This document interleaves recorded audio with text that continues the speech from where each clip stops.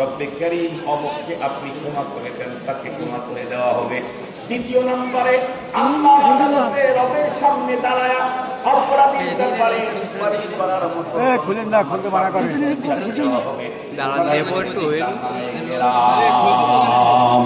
তিন নম্বরে আল্লাহর পয়গম্বর বলেন উম্মাহ শুহাদা। মানুষগুলি আল্লাহর সামনে আল্লাহর ইতিকাবার জন্য নিজের সন্তান, নিজের জীবন, নিজের মানুষকে বলে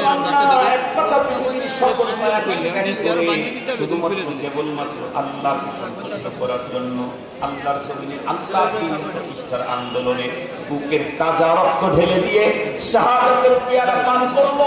তারাও আল্লাহ পাকের আদালতে অপরাধীদেরকে সুপারিশ করার মতো সুযোগ পাবে। তবে তারা হলো নাম্বার 3, নবীদের পরে শহীদদের মাঝখানে যাদেরকে আল্লাহ পাক মর্যাদার বড় আসন দিয়েছেন তারা হলো এ বন্ধুরা আমার উলামায়ে কেরাম। সঙ্গত কারণে আমি কার বিরুদ্ধে কথা বলছি, কার সাথে খারাপ আচরণ করছি, কার ব্যাপারে কলম উঠাচ্ছি, কার সঙ্গে কেমন আচরণ করতেছি অবশ্যই ভাবা দরকার। আপনারা অবশ্যই দেখেছেন, ইদানিং দেখতেছি বর্তমান একটা দল ক্ষমতায় যাওয়ার স্বপ্ন দেখতেছে। পূরণ হবে কিনা আল্লাহ মালুম, তবে স্বপ্ন দেখতেছে তারা আগামী দিনে ক্ষমতায় যাবে।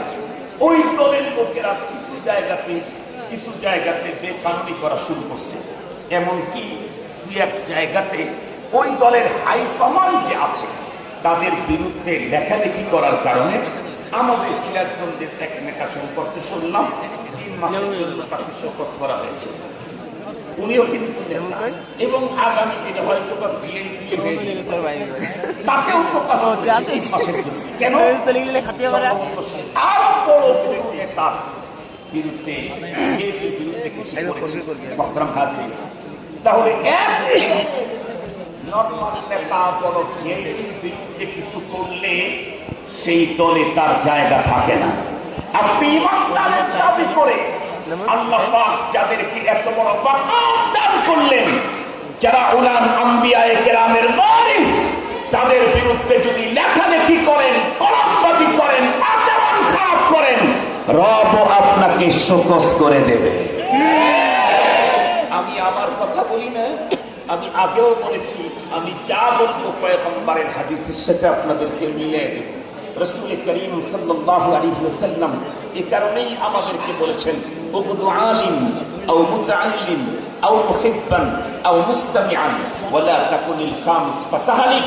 4টা অপশন দিলাম, এই 4 অপশনের 4টা জামাতের 4টা গ্রুপের কোন একটাতে তুমি শামিল থাকো, 5ম নাম্বার গ্রুপ তারা কিন্তু হালাক প্রাপ্ত, তারা কিন্তু ধ্বংসপ্রাপ্ত, হালাক হয়ে যাবে।